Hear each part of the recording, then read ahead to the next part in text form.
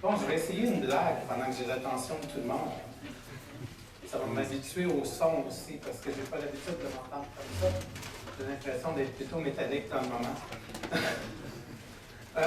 OK. Ma blague préférée que je fais tout le temps quand je démarre une conférence n'est pas nécessairement bonne, je vous avertis d'avance. C'est bon? On l'essaie? OK. Donc, c'est un homme qui rentre dans un bar avec un cochon en dessous de son bras. Puis là, le barman se retourne, le regarde, dit « Excusez, mais on n'accepte pas les cochons ici. » Le monsieur, il dit « Ben voyons donc. » Il dit « C'est pas un cochon, c'est un canard. » Fait qu'il dit « Je le sais, je parlais au canard. » Je l'ai dit, elle n'est pas nécessairement bonne. Prenez quelques bières belges, puis elle est encore meilleure.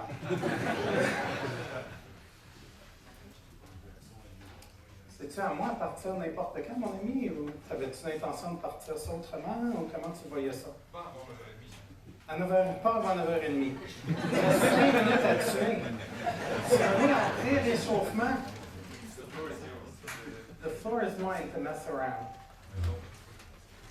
Est-ce que tout le monde est prêt à commencer? Voulez-vous qu'on fasse ça? OK, on va commencer ça. Je m'habitue tranquillement au son, ça me freak un petit peu moins de sonner. Je me sens vraiment comme un super-héros, c'est vraiment cool. OK. Bonjour tout le monde, mon nom est Stéphane Surdet. Je viens du Canada, je viens de Montréal. Quand Charles-Louis et la gang de Pixis m'ont invité à venir, je me demandais, bon, est-ce qu'il va falloir que je sorte un français plus français ou si je garde mon accent québécois? J'ai décidé que l'accent québécois serait pas pire, donc on va y aller comme ça. Je demandais à Charles-Louis, y a-t-il des expressions en particulier qu'il faut que j'utilise? Sapristi, nom d'un chien. J'ai dit, tu sais, les classiques que j'ai lus dans Tintin quand j'étais jeune, là, je peux-tu les réutiliser ici? Fait qu'il m'a dit, OK, c'est quand même, c'est pas une mauvaise idée. Fait que j'ai dit, OK, c'est mieux que nos expériences québécoises où on a. Je ne sais pas si je devrais même donner l'exemple que je fais. Ah oui, c'est approprié. OK. Je vérifie parce que je lui ai dit, je suis mieux de dire des choses comme ça que ça m'a fait chier en Christ. Parce que c'est ça qu'on dit dans notre coin. Il est plus religieux. Ou pas. OK. Je vois qu'il y a encore des personnes qui rentrent, donc on va commencer tranquillement. Comme j'ai dit, je viens de Montréal. Je suis un coach en développement organisationnel. Je fais du coaching agile, mais je travaille beaucoup avec des équipes de gestion. Je travaille avec des équipes sur le terrain aussi. J'aide à changer la culture dans les organisations que je travaille. Et puis, pour moi, cette conférence-là, ça fait à peu près 2 ans que je l'ai dans le corps. Cette conférence-là, à force de travailler dans différentes organisations, à force de donner des cours de formation à des gestionnaires, donner des cours de formation à des personnes sur le terrain, je suis venu à remarquer qu'on a une grande crise de leadership silencieuse dans les entreprises. Puis à ce que j'ai cru comprendre, ça s'applique aussi bien en Europe que ça s'applique au Canada. Mais cette crise de leadership-là est beaucoup autour de comment devons-nous agir maintenant comme leader dans les organisations. Comment devons-nous agir en tant que gestionnaire dans les organisations? Parce que vous savez, il y a à peu près 5 générations, 4 ou 5 générations sur le marché qui travaillent maintenant. Et puis le style de leadership qui fonctionnait avant ne fonctionne plus tout aussi bien maintenant. Puis, c'est quelque chose qui me frappe beaucoup, c'est quelque chose qui m'attriste beaucoup quand je regarde ça, l'effet que ça peut causer dans les entreprises. Fait que ça fait à peu près 2 ans que je parle sur le sujet. Une des choses à propos de cette conférence, vous allez remarquer, il n'y a pas beaucoup de mots. Quand j'ai débattu la première fois, c'était pour Agile Tour à Montréal l'année dernière, je manquais de temps. Fait que j'ai dit, je vais y aller, je vais présenter pas de slide. J'ai pas ce courage-là. Fait que j'ai dit, OK, c'est quoi le minimum que je peux mettre? Donc, j'ai créé quelque chose avec pas beaucoup de contenu, en termes de ce que vous allez voir à l'écran, mais il va y avoir beaucoup de contenu dans ce que je vais vous partager par contre. La façon que je vais vous partager ça, c'est à travers des polarités. Savez-vous c'est quoi des polarités? Oh, des polarités, c'est comme deux opposés. OK? 2 opposés qui vivent dans un même espace. On pourrait dire que ces opposés-là sont bons ou pas, mais ils vivent vraiment à l'intérieur du même espace des fois. C'est de trouver c'est quoi l'équilibre dans ça. La première polarité que j'aimerais vous parler, c'est la polarité entre le leadership et la directivité. Qu'est-ce que ça vous dit, ça? Oui, madame. Leader versus manager. Leader versus manager, on va en parler tout à l'heure. Mais ici, dans le fond, ce que j'essaie d'amener, c'est que dans beaucoup d'organisations, on méprend les deux mots comme étant la même chose. On comprend qu'un leader a besoin d'être directif. Et puis, il y a un cycle à part ça qui se passe dans les organisations. Il y a un cycle où les gestionnaires travaillent d'une certaine façon. Ils ont été, comment je pourrais vous dire ça, ils ont grandi d'une certaine façon à l'intérieur d'une organisation avec leur patron qui était directif envers eux. Là, ils apprennent que c'est comme ça que ça fonctionne ici. Donc, moi, je dois être directif envers mes employés. Quand ils engagent du monde, bien, le leadership dans l'entreprise, c'est comme ça qu'il est reconnu. C'est des personnes qui sont directives, qui poussent, qui sont capables de déranger du monde, pousser le monde pour avoir des choses qui arrivent comme on espérait.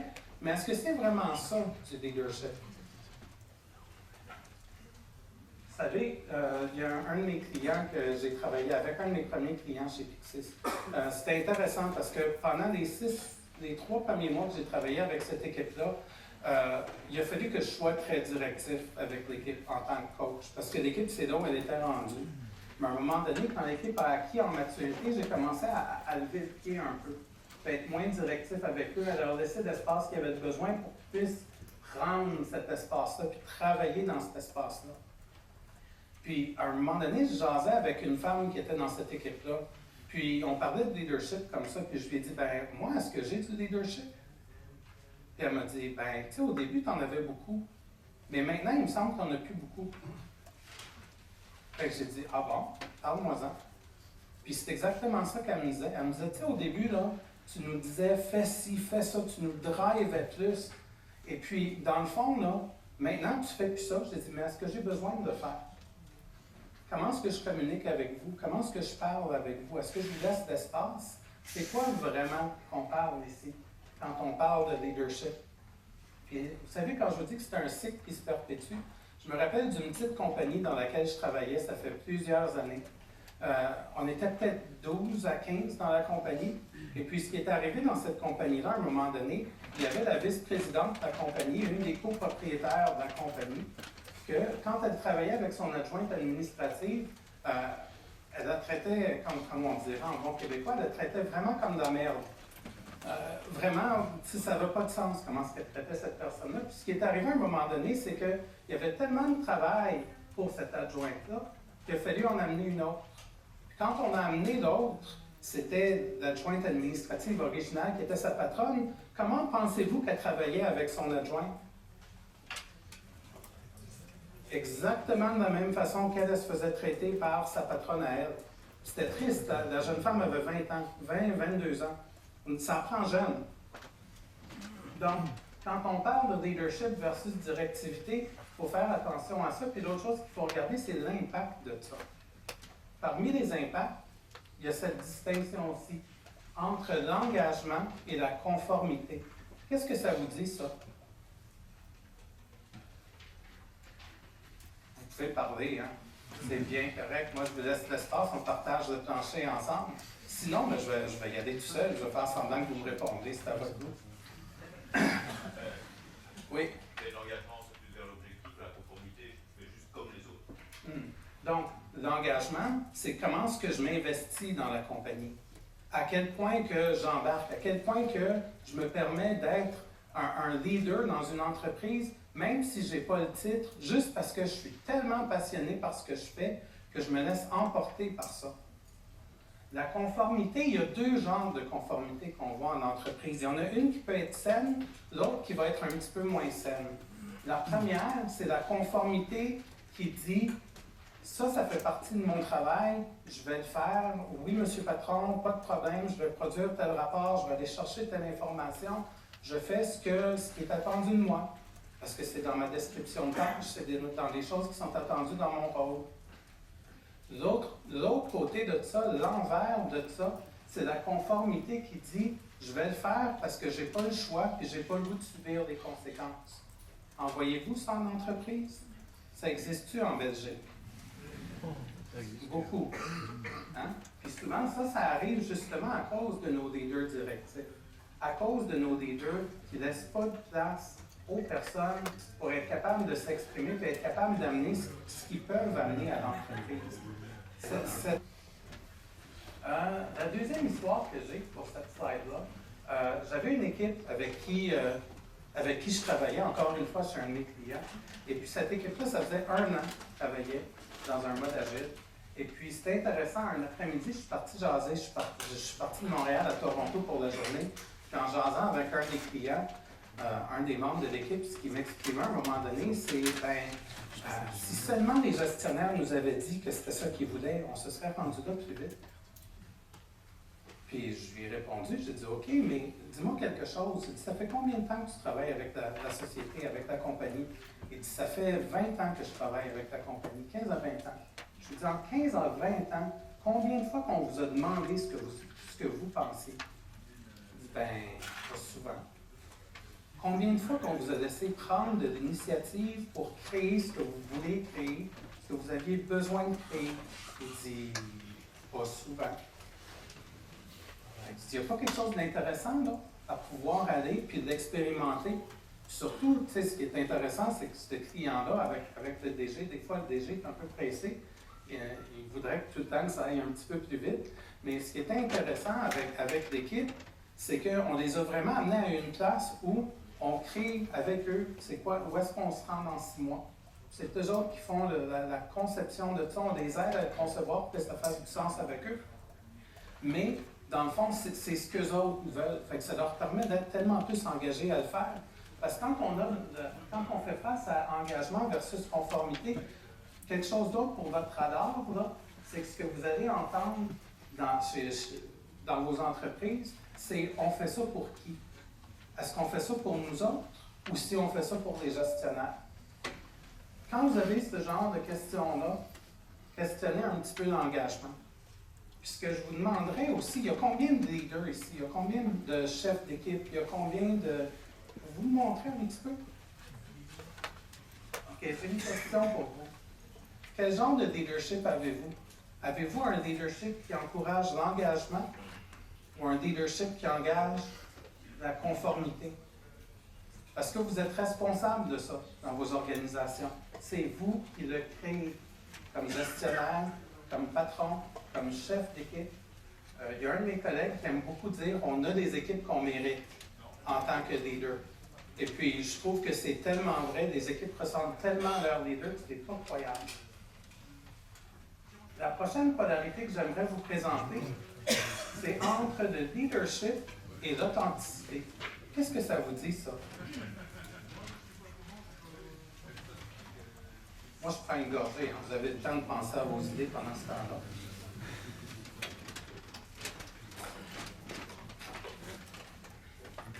Je le sais, Steph. Je le sais, je m'étais... Ah, attends, Charles-Louis le sait. OK.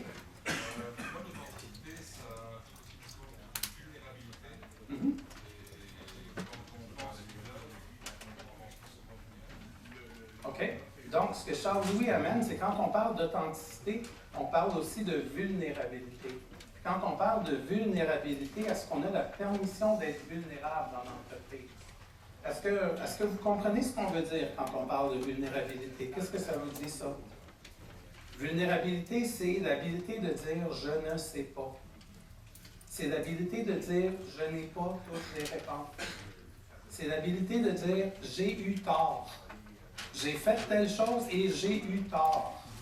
En tant que leader, dans nos organisations, on n'a pas tout le temps cet espace-là.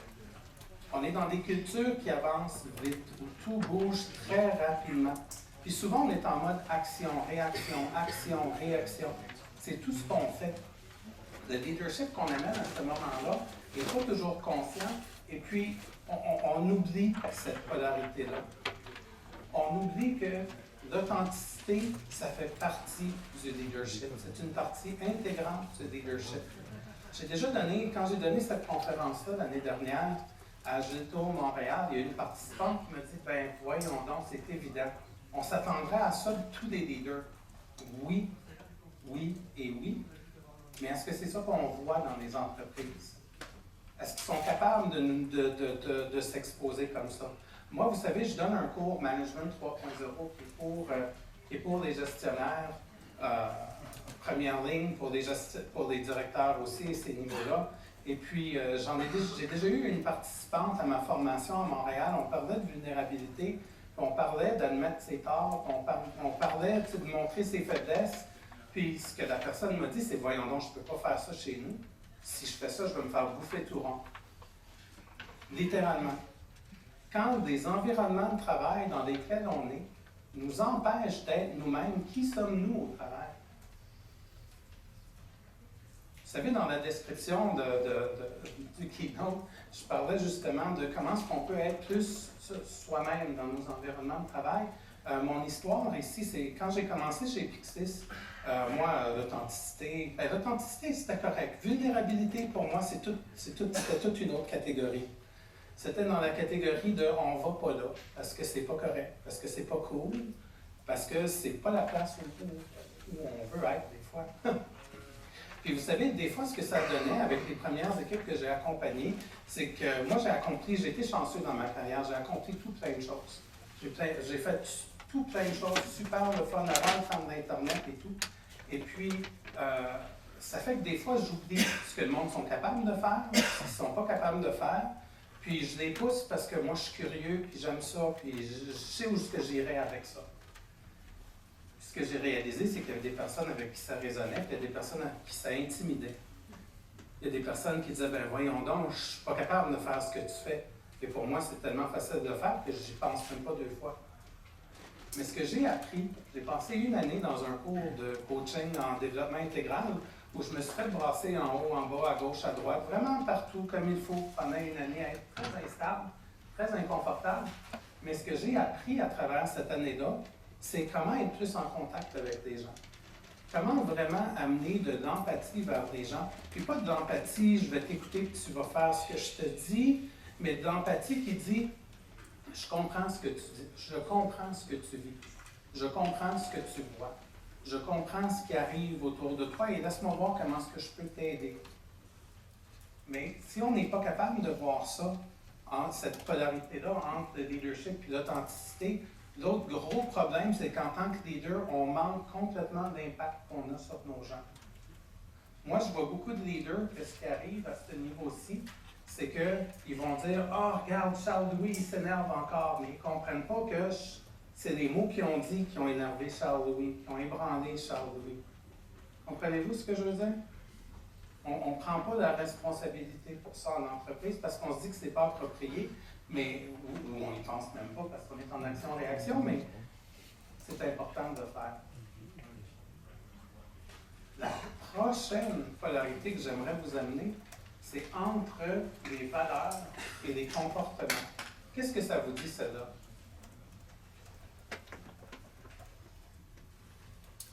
Allez-y.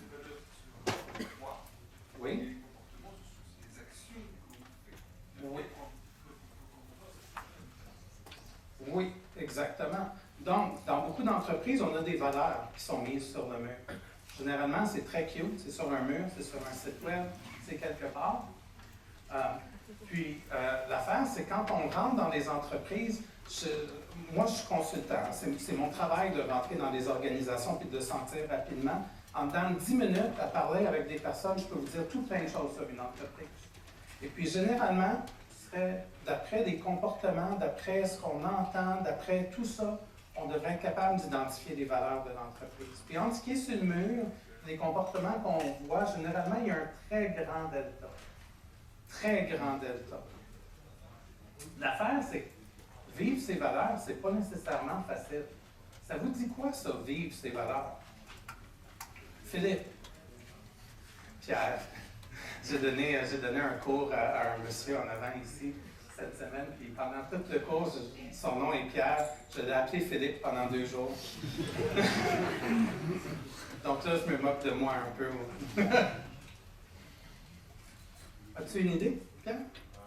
Ces valeurs, c'est comment c'est se comporter suivant ces valeurs et il ne faut pas avoir peur de les mettre. Oui. Puis qu'est-ce que ça demande, ça? Fait que ce que Pierre nous partage, c'est vivre ses valeurs, c'est d'être en entreprise puis de vraiment agir d'une façon qui est en ligne avec nos valeurs. Assez qu'on n'a pas besoin de dire ça, c'est mes valeurs. Le monde va les voir, puis automatiquement, on va comprendre c'est quoi. Mais qu'est-ce que ça demande, ça?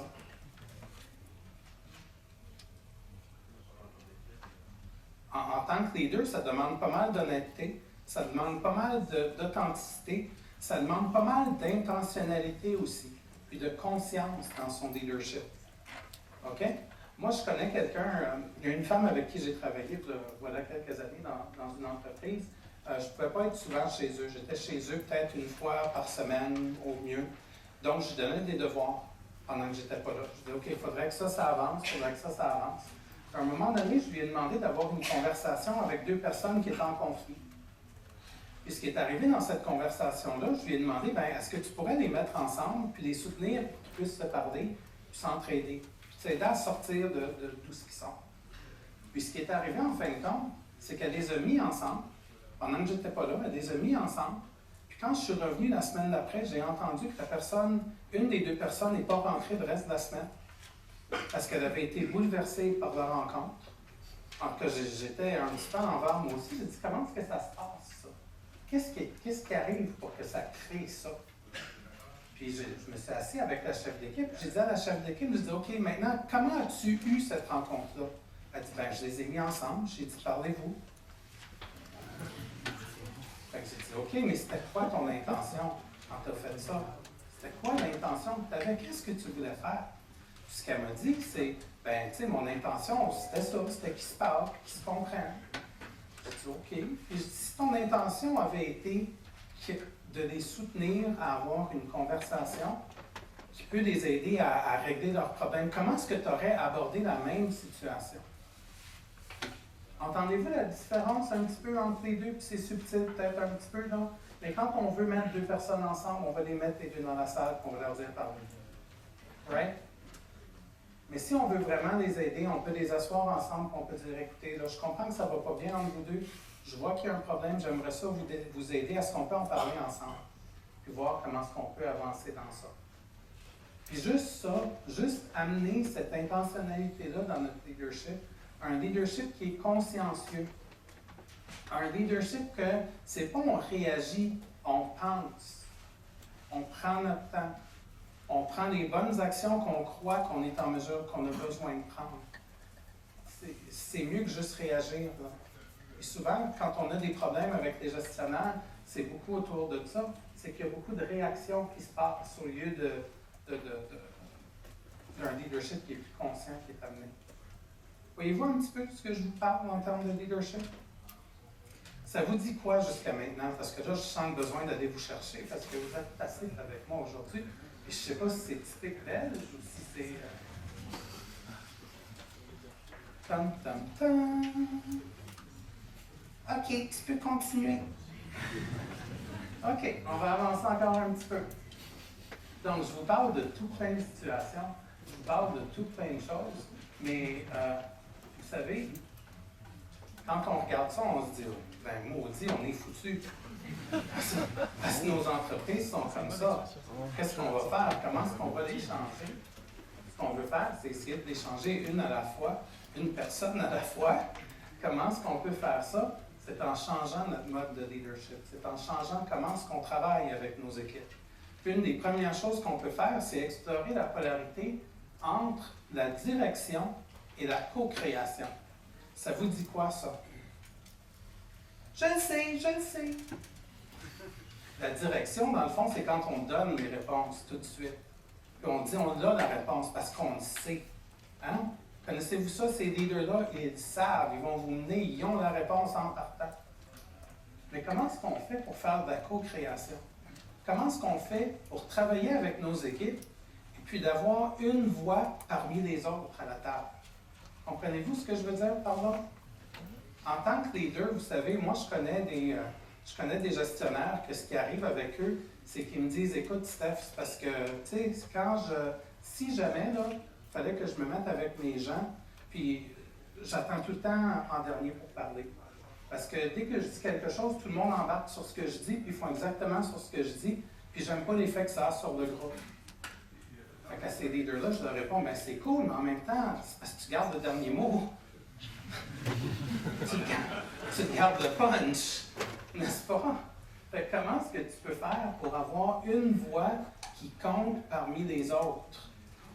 Comment est-ce que tu peux faire quand tu dis quelque chose puis que tu vois tout le monde qui dit oui, c'est bon, bravo Steph, on s'en va par là, dire ouh, attends, ou pas. J'ai peut-être pas la bonne idée. Peut-être que vous en avez des meilleures, mais j'aimerais mettre cette idée-là sur la table pour qu'on commence. Ça prend du talent, puis ça prend de la patience. Puis vous savez, des fois, quand on regarde les stades, connaissez-vous les stades de développement de Tuckman? Forming, excusez-moi, forming, storming, norming, performing. Connaissez-vous ces stades-là? Je vais vous donner le sommaire exécutif. La version Reader's Digest. Pardon? Vous avez aussi? OK, c'est bon. La version abrégée, c'est quand on est en mode forming. Ça, c'est le mode où tout le monde est beau, tout le monde est gentil, on n'exprime pas nos opinions. Puis, tu sais, dans l'équipe, on voit vraiment une fausse harmonie qui est là. OK? Quand on tombe en mode storming, là, les opinions commencent à sortir. Puis là, c'est comment est-ce qu'on va faire pour travailler ensemble? Fait que là, il y a beaucoup de conflits, il y a beaucoup de manque d'alignement, il y a beaucoup de choses qui font que, tu sais, on n'est pas capable de travailler ensemble. Finalement, ça, c'est la période la plus longue. Hein? J'ai vu des équipes en storming pendant 6 mois, parce qu'ils étaient convaincus qu'ils ne voulaient pas travailler ensemble, fait qu'ils ne se laissaient pas la chance. Quand on parle au niveau de norming, là, ce qui arrive, c'est qu'on trouve nos standards, on trouve comment est-ce qu'on a le goût de travailler ensemble. Puis on commence à faire des efforts à cet effet. Quand on est dans le mode delegating, on n'y pense plus. Donc, souvent, ce qui arrive dans des organisations que je vois, c'est qu'on ne sait pas, déjà on travaille, on a des organisations qui ont beaucoup de silos à l'intérieur. Avez-vous ça chez vous? Avez-vous beaucoup d'experts chez vous qui travaillent dans vos équipes? Le problème quand on est des experts, c'est qu'on ne veut pas qu'il y ait quelqu'un qui soit plus expert que nous. Hein? Et à cause qu'on ne veut pas qu'il y ait quelqu'un qui soit plus expert que nous, ben on ne laisse pas tout le temps la permission de mener à d'autres. Fait que là, ce qui arrive, c'est qu'il y a du tiraillement de couverture qui se passe dans une rencontre. Puis des fois, c'est pas joli pendant des rencontres, parce que il y a tout le temps ce conflit-là de OK, c'est l'idée à qui qu'on va prendre. Puis avant même qu'on discute une idée, on en lance une autre. Là, ça continue comme ça. Est-ce que vous avez vu des équipes comme ça? Ça se soigne avec du temps. Mais il faut passer à travers, il faut être prêt à être dans ce malaise-là un peu. OK? Puis souvent, ce qui arrive, ce que j'ai pu constater, c'est que les gestionnaires qui essayent la co-création, ce qui arrive avec eux, c'est qu'ils s'impatientent. Ils s'impatientent parce qu'ils ne comprennent pas que ce phénomène-là, c'est normal. Puis jusqu'à ce qu'ils apprennent à leurs équipes comment mieux se parler, jusqu'à ce qu'ils apprennent à leurs équipes comment collaborer, ça va rester le chaos. Ça va rester déplaisant. L'histoire la plus drôle que j'ai vue de ce côté-là, j'ai déjà vu un gestionnaire qui avait été avec son équipe, puis il voulait co-créer quelque chose avec son équipe. Plutôt, il voulait que son équipe crée quelque chose. On va dire les vraies affaires. Et ce qui est arrivé, c'est qu'ils les ont tous mis dans une salle. Puis là, ils ont dit, on a tel problème, réglez-le. Puis ils restaient, puis ils regardaient. Puis à un moment donné, quand le conflit a pris, puis qu'il s'impatientait parce que ça allait nulle part, il est sorti, puis il a dit, arrangez-vous, je reviens dans 2 heures. Ça, c'est pas de la co-création. C'est un très mauvais exemple de... Quand on fait de la co-création, ce qu'on fait, c'est qu'on va chercher les opinions du monde. On va dire, Charles-Louis, qu'est-ce que tu penses, toi, de ça? On va dire, Pierre-Emmanuel, je vais m'en prendre au monde que je connais, parce que je ne connais pas les noms de tout le monde dans la salle, malheureusement. Mais, tu sais, dans le fond, c'est ça, on va chercher les idées des autres, on encourage les autres à nous parler, à amener les idées, puis on bâtit les idées les unes sur les autres pour arriver à la meilleure solution. Mais ça, c'est un processus qui ça prend du temps.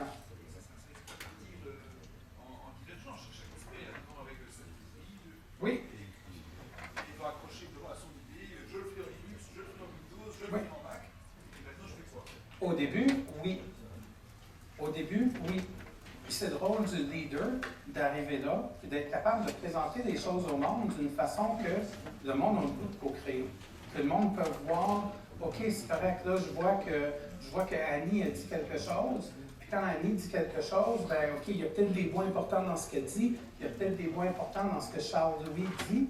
C'est au rôle du leader d'aller chercher les gens, puis d'aider les gens à communiquer. Vous savez, quand on parle de gestion à la base, de quoi on parle quand on parle de gestion? Savez-vous?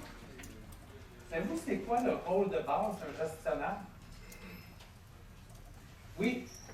Que l'équipe fonctionne, que l'organisation fonctionne, tout simplement. C'est aller de faire, dans la bonne direction pour tout le monde. c'est de faire collaborer les gens dans la bonne direction. C'est aussi simple que ça. Tout le reste autour, là, c'est du bruit.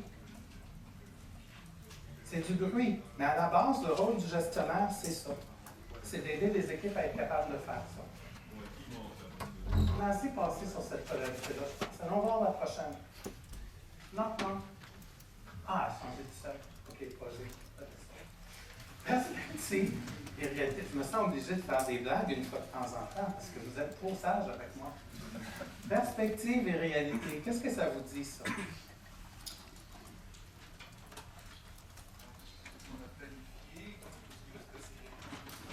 Pas tout à fait. Celle-là, je vais carrément dire non.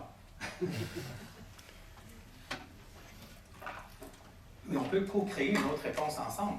Oui, Christophe.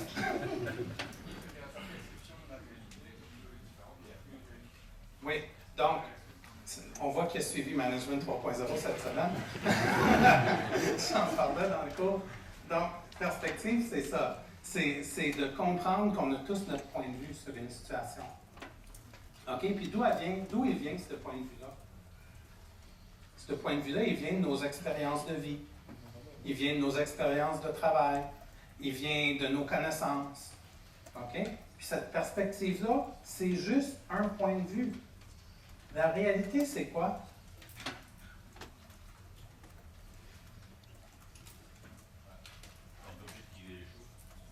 Objectiver les choses. Ça peut être un élément. Charles-Louis? C'est plusieurs, c'est multiples perspectives qu'on colle ensemble pour avoir une meilleure vision de la réalité. Pourquoi vous pensez que je vous parle de cette distinction-là? Pour combien de gestionnaires, quand ils parlent, c'est la réalité qu'ils expriment? La seule et unique réalité qu'ils expriment. Comprenez-vous ce que je veux dire? C'est mon point de vue, puis parce que c'est mon point de vue, puis parce que je suis le patron, j'ai raison. Désolé pour toi, mais c'est comme ça que ça marche. J'ai raison. Ce qui est intéressant, c'est d'apprendre à travailler avec des gestionnaires, de leur apprendre à voir que des fois, ce qu'on parle, c'est juste une perspective. Et à la limite, leur point de vue, c'est juste une perspective aussi. Rien de plus. C'est intéressant des fois quand on amène ça dans des cultures où il y a beaucoup de commandes, contrôles. Ce que j'aime ici, au niveau de la réalité, là, pour moi, le contraste, c'est des certitudes. Quand on est capable de regarder des choses comme étant des perspectives, on est capable de dire, OK, si j'en prends plusieurs perspectives puis je les mets ensemble, je peux faire quelque chose avec ça. Mais quand on est pris dans le mode réalité, ce qu'on va faire des fois, c'est qu'on va aller chercher des perspectives qui ne sont pas vraiment des perspectives, qui sont des points de vue des gens qui pensent la même chose que nous. Là, ça nous valide vers les actions qu'on veut prendre. OK? Quand on pense aux perspectives, dans le fond, là, il y a trois choses clés, il y a trois compétences clés autour des perspectives qu'on peut travailler avec les perspectives. La première, c'est la prise de perspective. Savez-vous c'est quoi la prise de perspective? N'importe qui sauf Pierre et Christophe? Je ne me suis pas trompé. La prise de perspective, c'est d'être capable de voir le monde à travers les yeux de l'autre, à travers la réalité de l'autre. Donc, moi, en tant que développeur, je vois le monde d'une certaine façon. Moi, en tant que testeur, je vois le monde d'une certaine façon. Moi, en tant qu'analyste d'affaires, je vois le monde d'une certaine façon. Et moi, en tant que gestionnaire, je vois le monde d'une autre façon aussi. Fait que d'être capable de mettre tout ça ensemble, puis de prendre la perspective de l'autre, puis de se mettre dans les souliers de l'autre, c'est intéressant. L'autre compétence clé, c'est la recherche de perspective. Qu'est-ce que ça veut dire, la recherche de perspective? La recherche de perspective, c'est d'être capable d'avoir des bonnes conversations dans votre organisation, puis d'aller chercher les points de vue des autres, tout en comprenant que c'est un point de vue qu'on s'en va chercher. C'est vraiment un point de vue qu'on s'en va chercher. Ça ne veut pas dire que la personne va être d'accord avec moi. Ça ne veut pas dire que la personne a tort parce qu'elle n'est pas d'accord avec moi. Mais on va chercher d'autres points de vue. Le piège avec la prise de perspective, c'est seulement aller voir le monde qui pense comme nous. C'est ça le plus gros piège. Parce que ça, ce n'est pas vraiment de la prise de perspective. Ça, c'est de la manipulation des gens. OK?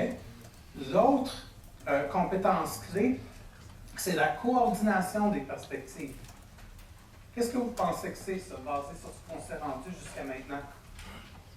C'est prendre la meilleure perspective qui correspond à l'équipe. Pardon? C'est prendre la perspective qui correspond mieux à la situation.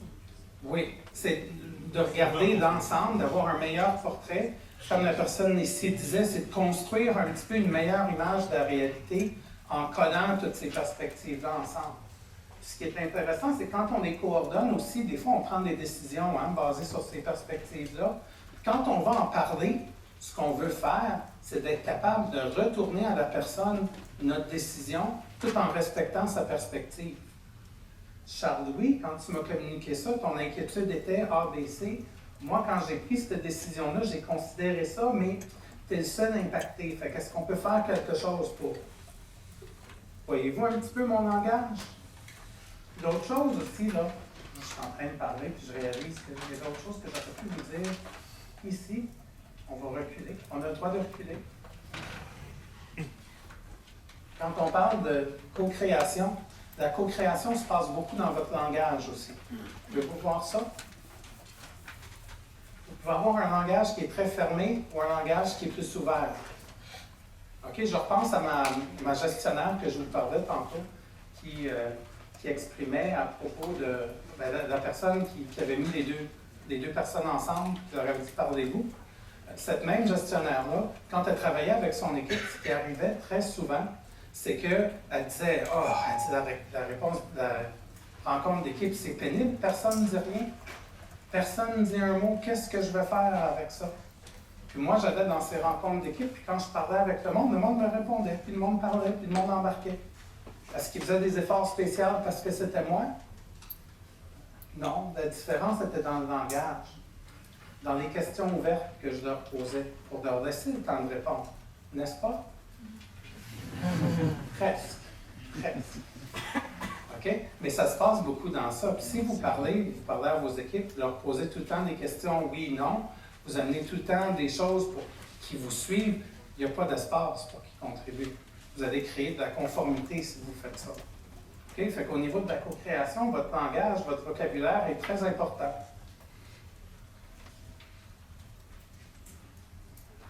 Intrépidité et courage. Ça vous dit quoi, ça?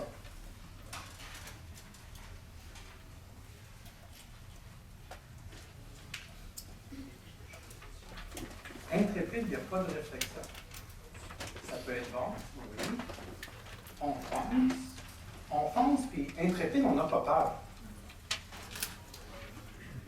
Courage non plus. Courage, on n'a pas peur. Pardon? Au départ, ça peut être, oui. On dépasse sa peur. Oui. Donc, on peut être intrépide, travailler, juste essayer d'avoir les résultats qu'on a besoin, sans penser à c'est quoi l'impact de nos actions, c'est quoi l'impact de nos gestes. Puis de l'autre côté, quand on parle du courage, ce qui arrive dans le courage, c'est qu'on reconnaît, oui, j'ai peur. Oui, c'est pas facile pour moi. Oui, c'est pas une situation où je suis confortable dans le moment. D'être capable de reconnaître ça, c'est pas tout le temps évident. D'être capable de faire quelque chose comme ça, avec ça, en entreprise, c'est pas évident. C'est fun de voir le monde prendre des photos. Et vous, est-ce que vous vous permettez d'avoir du courage au travail? Quand est-ce que vous vous retenez? Qu'est-ce qui vous retient?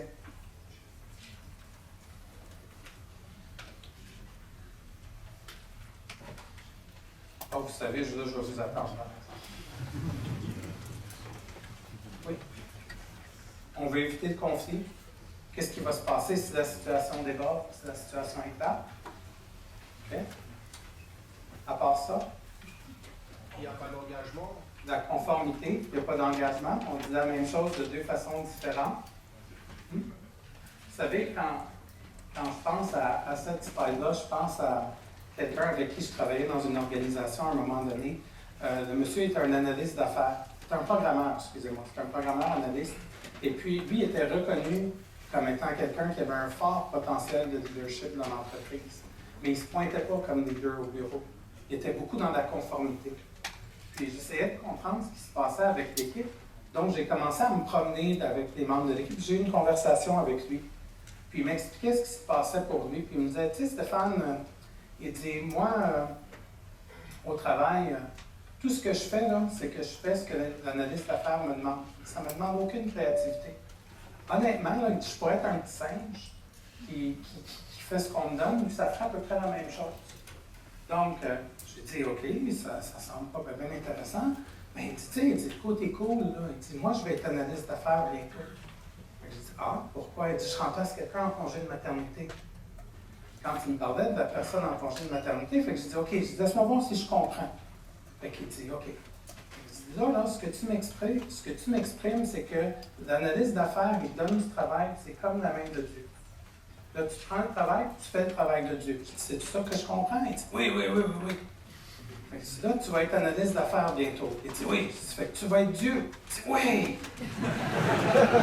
Fait que je dis, OK, correct. Fait que vas-tu faire de différent? Il dit, pardon? C'est pas la conversation que je voulais avoir, ça. Fait que je dis, qu'est-ce que tu vas faire de différent? Tu vas travailler avec qui? Fait que je dis, je vais travailler avec Annie, je vais travailler avec Charles-Louis.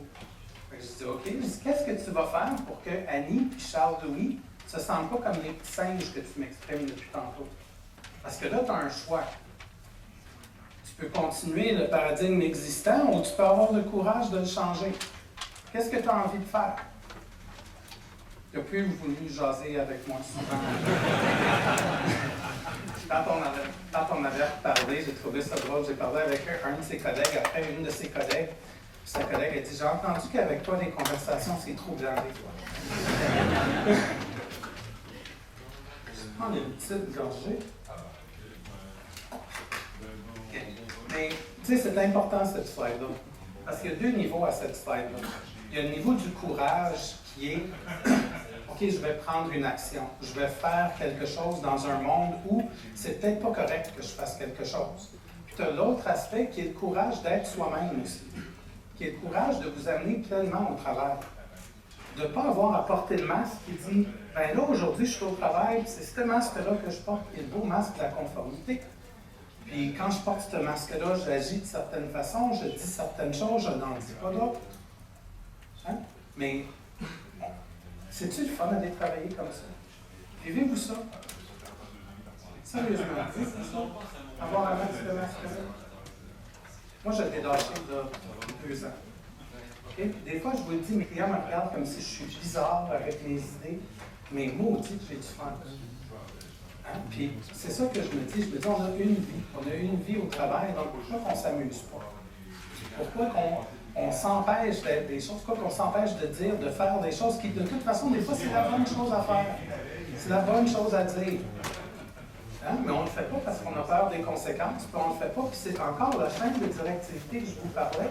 C'est la même chaîne qui s'applique à la vulnérabilité aussi. C'est la même chaîne qui s'applique au courage aussi. Si vous voulez donner du courage à une organisation, savez-vous par où commencer? Par soi-même. Par soi-même. Puis après ça, commencez avec la personne la plus haute que vous pouvez avoir dans l'organisation, puis donnez-y-en. Parce que si vous êtes capable d'en donner aux dirigeants, ça se cascade vers le bas. Je pense à ça, là, je pense à une équipe de direction avec qui j'ai travaillé. Je travaille avec eux. Puis au début, c'était intéressant parce que quand on travaillait, ce qui arrivait, c'est qu'ils lançaient des petites grenades dans le milieu de la salle. Entre eux, il y avait des conversations, puis ils lançaient des petites grenades dans la salle. Puis ça nous a pris 6 mois à parler des grenades, à parler de « OK, pourquoi tu l'as lancé ?» à parler de « OK, c'était quoi ce petit commentaire-là, puis qu'est-ce que tu essayais de dire? » Puis éventuellement, tout le monde a appris à devenir des hommes, puis à se parler comme des vraies personnes, puis à se pointer, Puis quand on leur parle maintenant, il y a des conversations qui ont maintenant que vous avez 18 mois, ils n'auraient jamais été capables d'avoir. OK? Donc ça commence par le courage de vouloir changer quelque chose. On peut créer un effet d'entraînement. Excusez-moi. Oui. Moi, je ne suis pas tout à fait d'accord avec ce que vous disiez, dans le sens où, pour moi, ça peut aussi monter de la base si le management est un peu trop, trop sur ses positions habituelles, parce qu'il aime bien l'habitude, et voilà. Donc, ça peut très bien monter de l'équipe et de dire au manager, écoute, maintenant, on a envie de changer, on a envie d'aller vers autre chose, et on a envie de mieux collaborer, mais c'est toujours au manager à donner l'impulsion, mais après, c'est l'équipe qui peut aussi l'amener à amener ça. Je suis d'accord et non en même temps. Juste du point de vue que c'est vrai ce que vous dites à la base. Si des personnes du plancher montent et essayent de changer des choses, oui, ça peut faire un changement. Le problème, par contre, c'est que les gestionnaires, si eux ne sont pas prêts à changer, ce qui arrive, c'est qu'ils peuvent tout défaire et ramener le monde dans la conformité. Évidemment. Fait que pour aller avec ce que je dis, il faut que le haut soit prêt aussi.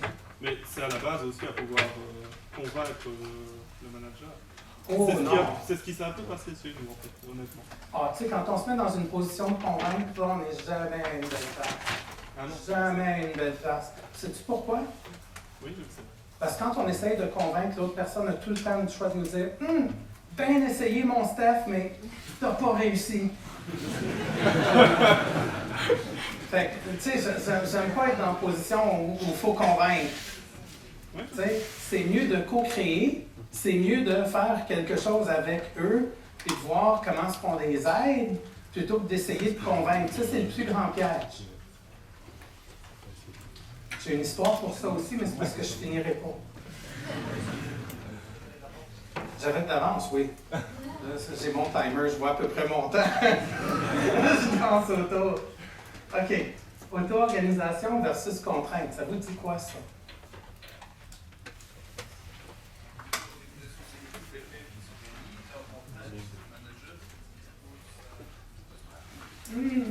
Oui et non.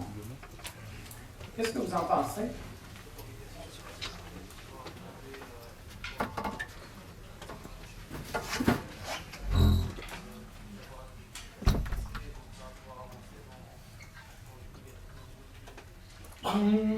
Regardons-le d'une autre façon. Si on parle d'auto-organisation, ça peut être assez général. Quand on dit à une équipe auto-organisez-vous, on peut tous bien lui dire bonne chance, amusez-vous bien. Hein? Puis prenez pas des décisions que je ne prendrai pas parce que, OK, mais comment est-ce qu'on cadre ça? On peut cadrer ça avec des contraintes à l'auto-organisation. On peut cadrer ça à dire, chère équipe, dans cette zone-là, vous pouvez vous auto-organiser, vous pouvez faire ce que vous voulez à l'intérieur de ce périmètre-là. Quand on ne met pas ça, ce qui arrive, c'est que les gestionnaires ne savent plus comment travailler avec les gens. Quand je travaillais chez IBM dans les dernières années,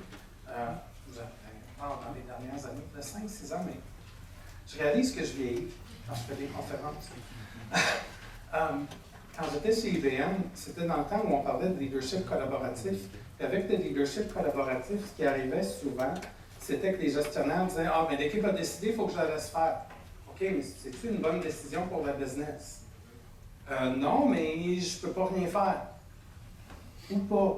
OK, on revient à la co-création, mais on revient aussi aux contraintes. Si ce n'était pas une décision que l'équipe était en mesure de prendre, était en mesure de faire, pourquoi leur laisser?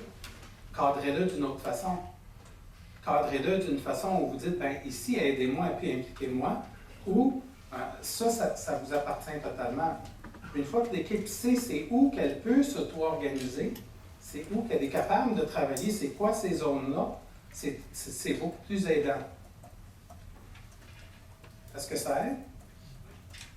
Donc, tu sais, les contraintes peuvent être un peu plus cadrées au début, mais ce qu'on veut, c'est qu'en avançant, qu'on les mette un petit peu plus large.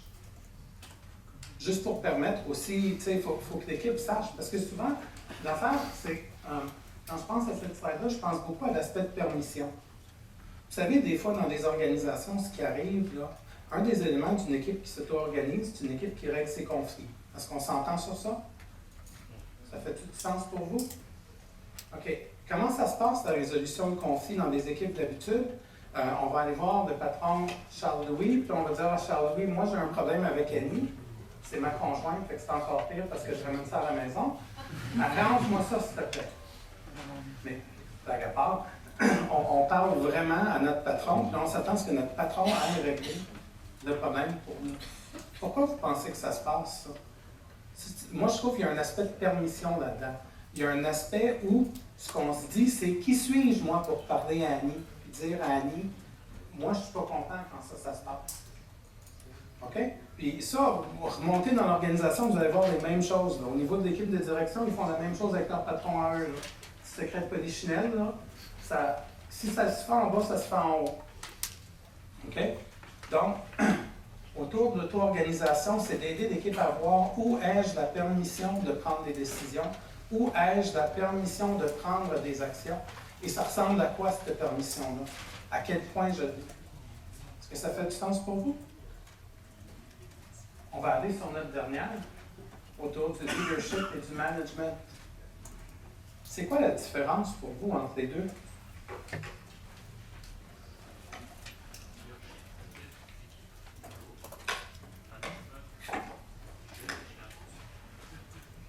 OK. Donc, leadership, c'est l'équipe. Pardon?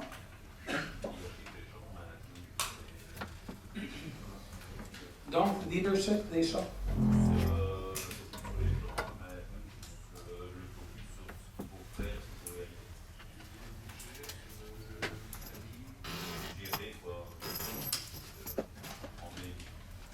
OK. Dynamique pour le leadership et beaucoup plus facile dans la management. OK. Je pense qu'il faut simplement voir la traduction du verbe en anglais, l'idée versus se manager, et on aura la réponse à la question. Mais vous savez, des fois, ce qui est intéressant, quand on regarde cette distinction-là, c'est que souvent, on assume, quand on parle du management ici, là, juste pour simplifier la conversation, parlons de management comme si on parle de management, comme si on parle de l'équipe de direction. Puis des fois, la polarité ici qui est assez intéressante, c'est qu'on se dit, bien, l'équipe de direction, c'est elle qui amène le leadership. C'est eux les leaders dans l'organisation. À ça, je réponds un gros ou pas. Un très gros ou pas. OK? Dans les organisations, moi, ce que je vois beaucoup, c'est je vois ce qui s'appelle des leaders en dormance. Savez-vous c'est quoi des leaders en dormance? Ça, c'est des leaders, là, c'est des personnes que si vous leur demandez ce qu'ils font la fin de semaine, c'est des entraîneurs de vos enfants, de leurs équipes de sport. C'est des chefs de telle communauté ou de telle communauté. Mais quand ils arrivent au bureau, là, ils s'assoient sur leur bacon, puis ils font leur travail. À la fin de la journée, ils retournent chez eux, puis ils n'amènent pas ce qu'ils peuvent amener en tant que leadership dans les organisations. Pourquoi ça arrive, ça? Parce que des fois, en tant qu'équipe de gestion, on est tellement attaché au modus de rôle que ce qui arrive, c'est que si tu n'as pas le rôle, tu n'as pas le respect, tu n'es pas reconnu comme étant un leader. Donc, on ne travaille pas avec toi à développer ce leadership-là. On ne t'aide pas à le mettre en pratique dans l'organisation non plus, ce leadership-là. On n'en profite pas. Puis après ça, on est assis et on dit, mais pourquoi que Charles-Louis n'est pas le leader qu'il devrait être? J'en connais tout plein comme ça, des leaders en entreprise. C'est plate, c'est dommage. Mais quand je décris mon travail, j'aime beaucoup décrire mon travail comme étant d'aider à créer des équipes engagées puis déchaîner des leaders. Donc, l'histoire que je vous disais du jeune homme tantôt, qui était développeur, qui allait être analyste d'affaires, comment est-ce qu'on peut faire pour aider ces personnes-là à marcher à l'intérieur de leur leadership? Une autre façon simple de voir la distinction entre les deux, c'est que j'aime penser que le leadership, c'est une permission. C'est une permission que le monde nous donne de les mener. OK? Puis cette permission-là, on peut l'avoir de toutes plein de façons. On peut l'avoir dans une rencontre. Vous savez, les rencontres chaotiques que je vous exprimais tantôt dans les équipes, quand on a tous les experts autour d'une table. Ce qui arrive dans ce moment-là, c'est qu'il n'y a personne qui veut donner la permission à l'autre de les mener. Essentiellement, c'est ça qui arrive. C'est pour ça qu'il y a un conflit entre les diverses personnes. Personne ne veut donner la permission aux autres dans la salle de les mener à terme à travers leur idée. Une autre façon, je ne sais pas si vous voyez ça dans les équipes de sport. Nous autres, au hockey, au Canada, on a une expression au Québec. Quand on change de coach d'une équipe de hockey, on dit que le coach a perdu sa chambre. Il a perdu la chambre des joueurs. OK? Moi, quand j'entends ça, maintenant, j'entends qu'il a perdu la permission de mener. Puis quand on change de coach, quand on en met un nouveau, de nouveau, il y a une permission par défaut, là, pendant un petit peu, là, où l'équipe va suivre ce que le coach dit, jusqu'à ce que l'équipe voit que le coach ne donne pas des bons conseils. Le coach ne prend pas les bonnes décisions. Quand ces choses-là se passent, cette permission par défaut, elle s'effrite puis elle disparaît tranquillement. Mais la beauté, si on voit le leadership comme étant une permission que le monde nous donne de mener, comment est-ce qu'on l'acquiert, cette permission-là, premièrement? On l'acquiert à travers nos agissements. On l'acquiert à travers qui on est, qui on représente pour les gens, nos valeurs, notre vision, comment est-ce qu'on interagit avec le monde autour. Mais si le leadership est une permission, par contre, le jour où on arrête ces choses-là, savez-vous ce qui arrive? Le monde peut nous retirer cette permission-là. Tout d'un coup, on n'est plus des leaders. Avez-vous déjà vu ça en entreprise?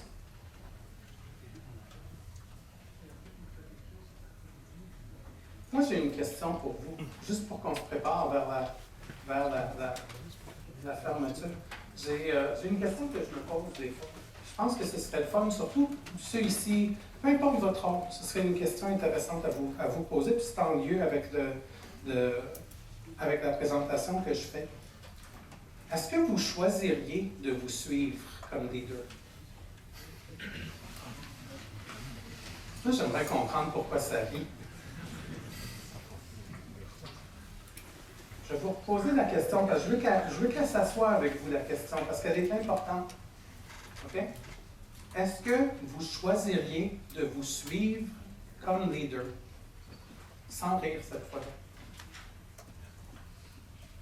Sinon, vous avez un problème. Si oui, je vous dirais vraiment, vraiment, pensez-y comme il faut.